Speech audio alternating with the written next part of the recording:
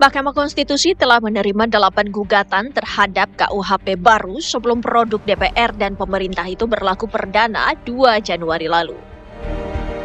Para penggugat menguji pasal-pasal dalam KUHP baru, seperti soal korupsi, kebebasan di ruang publik, hingga penghinaan terhadap presiden dan wakil presiden.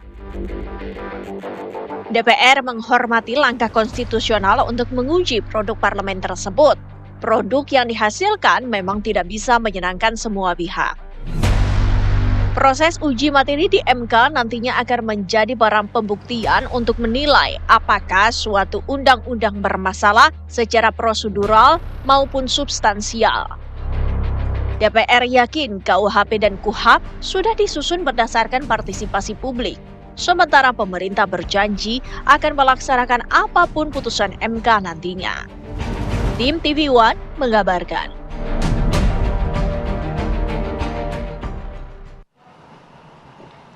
Ya, ini ramai diperbincangkan ya, Zaya. Betul, bahkan dari sebelum diresmikan saja sudah menuai kontroversi dari masyarakat, begitu ya. Termasuk juga rencana untuk menggugat ini ke Mahkamah Konstitusi. Banyak ya ternyata yang menggugat hal ini ke Mahkamah Konstitusi terkait beberapa pasal seperti pasal penghinaan presiden, wakil presiden dan juga lembaga pemerintah. Kemudian bahkan banyak yang mengatakan ini seakan seperti membatasi dari ruang demokrasi kita. Betul. Ada juga yang mengatakan ini kok jadi masuk ke ranah privasi. Yeah. Apakah nantinya semakin banyak laporan kepada pihak kepolisian, semakin penuh juga nantinya lapas nih kalau banyak yang masuk. Kita akan membahas hal ini dengan narasumber yang sudah hadir di studio pada pagi hari ini. Sudah ada Bang Margarito Kamis, pakar hukum tata negara. Selamat pagi. Bang Margarito. Pagi. Kemudian juga kita sudah bergabung dengan Pak Albert Aris, anggota tim ahli KUHP Nasional. Selamat pagi, Bang Albert. Pagi, Mbak Reza. Sudah bergabung bersama kami, Bang.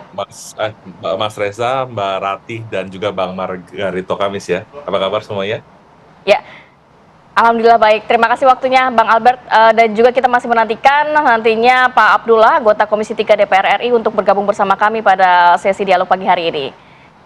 Saya mau ke Bang Margarito. Bang, ini kan jadi perhatian dari publik ya. Rencana publik juga sebagian sudah melakukan pelaporan ke Mahkamah Konstitusi. Apa menurut Anda pasal-pasal yang cukup krusial sehingga respon dari masyarakat seperti ini? Sedangkan tadi dikatakan bahwa DPR mengatakan bahwa ya kita sudah menerima aspirasi dari masyarakat sebelum ini disahkan.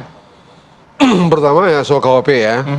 Pertama ya sebagai bangsa, sebagai bangsa saya senang kita punya KUHP baru, memutus warisan Belanda yang ratusan tahun itu.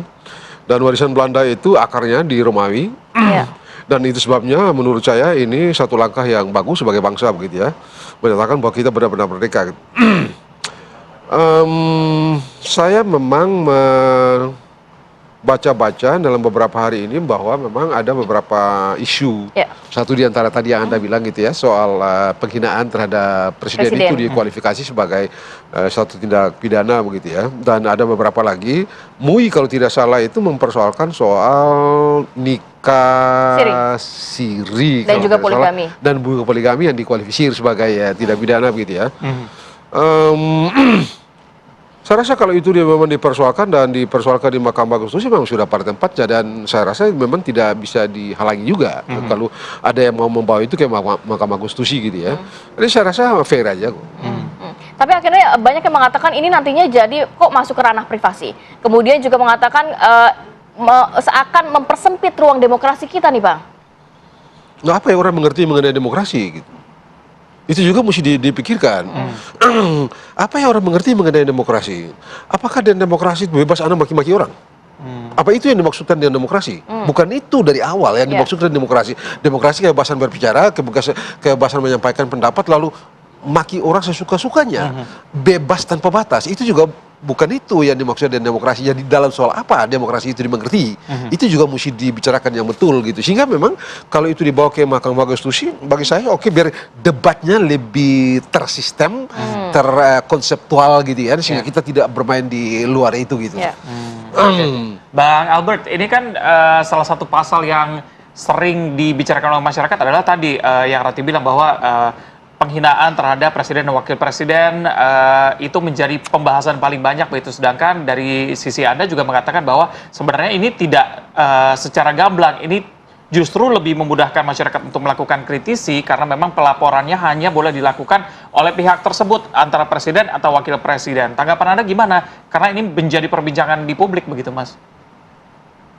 Iya, Mas Reza, pertama-tama kami dari tim KUHP Nasional perlu menyampaikan bahwa kami sangat menghormati adanya sejumlah judicial review terkait dengan pasal-pasal KUHP ke Mahkamah Konstitusi. Kita tahu Mahkamah Konstitusi berdasarkan pasal 24C berwenang menguji undang-undang terhadap undang-undang dasar ya.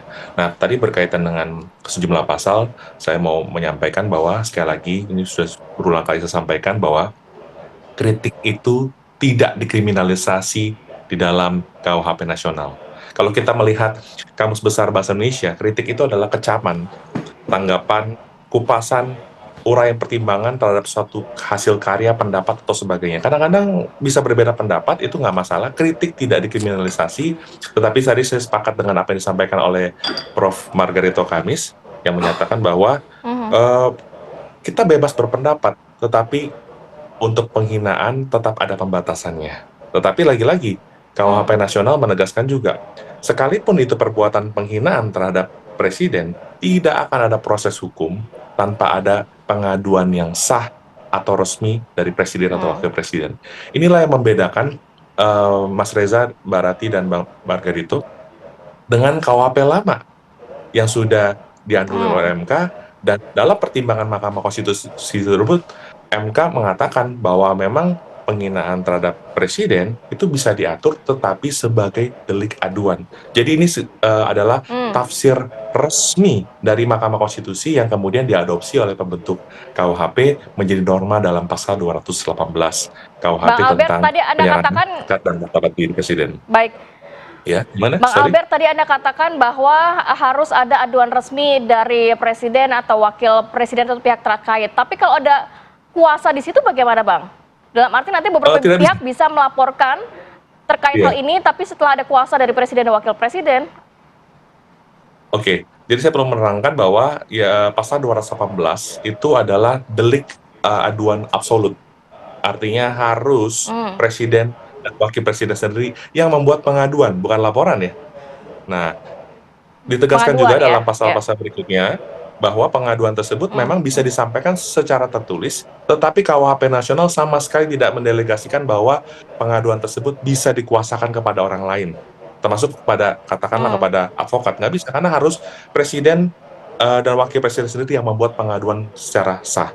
Dan Mbak Rati, saya perlu menyampaikan juga nih, pengaturan pasal 18 sebagai delik aduan absolut sekaligus menutup celah buat pihak ketiga lainnya yang mengatasnamakan kepentingan presiden untuk membuat laporan seperti yang terjadi di masa lalu dalam praktek-praktek penegakan hukum yang masih belum baik. Nah, dalam hal ini KUHP Nasional mencoba untuk memperbaiki praktek penegakan hukum di masa lalu yang belum baik tadi. Demikian. Jadi ada pengaduan absolut, tapi batasannya sampai mana, Bang Albert? Jadi seperti apa yang dikatakan ini bisa merendahkan harkat martabat presiden dan juga wakil presiden? Sampai di mana batasan itu, Bang? Oke, dalam penjelasan pasal 218 KUHP, pembentuk KUHP Nasional sudah membedakan mana kritik, mana delik. Delik itu penghinaan ya. Penghinaan itu maksudnya delik ya. Kritik adalah ditujukan kepada kebijakan. Misalkan kebijakan presiden atau wakil presiden. Kita tahu secara konstitusional itu presiden itu memegang 4 jabatan. Presiden sebagai kepala negara, sebagai kepala pemerintahan, sebagai kepala angkatan bersenjata, dan juga sebagai kepala duta besar. Nah, kalau ada kebijakan atau keputusan presiden yang dianggap kontroversial atau mengandung pro dan kontra, masyarakat bebas mengkritik. Itulah esensi dari demokrasi. Tetapi saya mau memastikan tidak ada satupun konstitusi di dunia ini yang menjamin kebebasan menghina seperti yang tadi ditegaskan oleh Prof. Margarito Kamis gitu ya. Jadi memang perlu dibedakan antara masyarakat nih, mana kritik, mana delik. Lalu ada yang mengatakan, kan bedanya tipis. Sederhana saja, kritik ditujukan kepada kebijakan. Tapi kalau penghinaan itu adalah sifatnya adalah merendahkan, menghina, memfitnah, menista, mencemarkan nama baik presiden atau wakil presiden. Demikian Mbak Rati. Oke. Baik. Bang Albert, kalau dilihat kan memang tujuannya adalah untuk ibaratnya pembelajaran dari kasus-kasus yang terjadi masa lalu supaya tidak terjadi di masa depan begitu ya. Tapi ini menjadi kontroversi, apakah menurut Anda memang sosialisasi yang di masyarakat masih kurang sehingga banyak masyarakat yang belum paham begitu? Iya, jadi begini, untuk KUHP nasional ya, perjalanannya panjang sekali, Mas Reza. Dari tahun 63 sudah diinisiasi pembaruannya. Di 2012 sudah disusun di zaman pemerintahan Pak SBY. 2015 diajukan di era pemerintahan Pak Jokowi. Dan sosialisasi untuk KUHP, saya mau pastikan bahwa itu sudah sedemikian rupa panjang proses perjalanannya. Bahkan KUHP nasional memberikan waktu 3 tahun transisi untuk penyesuaian dengan aturan perundang-undangan pidana lainnya. Oleh karena itu, saya tetap menghormati kalau ada pandangan berbeda dari rekan-rekan masyarakat sipil. It is okay kalau ada berbeda, dan tadi seperti yang dikatakan oleh Prof. Margarito Kamis, kita akan melihat nanti bagaimana MK sebagai the final interpreter of Constitution menguji dan memeriksa apakah pasal 218 KUHP ini adalah pembatasan kebebasan berekspresi atau justru pembatasan yang ditetapkan oleh undang-undang untuk tidak boleh menghina orang lain atas dasar prinsip moralitas dan ketertiban umum. Demikian. Oke, Bang Margarito, kita cukup clear ternyata ini pengaduan absolut terkait pasal yang penghinaan presiden. Tapi kan yang menjadi perbincangan publik ini banyak, pasal karetnya banyak kalau menurut publik ya. Selain juga tadi penghinaan presiden, kemudian juga ada penghinaan lembaga negara, kemudian pasal living law atau hukum yang hidup, perzinahan dan lain sebagainya, Bang. Apa yang menjadi poin-poin penting? Jangan sampai ini nantinya akan terus menjadi kontroversi, akan terus ada mungkin gugatan ke MK atau mungkin semakin banyak laporan kepada pihak kepolisian. Ya, pertama begini ya, harus dari sudut saya gitu ya, harus diakui bahwa sebenarnya argumentasi siapa tadi itu? Karena itu tadi mengenai penghinaan terhadap presiden, sebenarnya itu juga tidak cukup kokoh. Kenapa, Bang?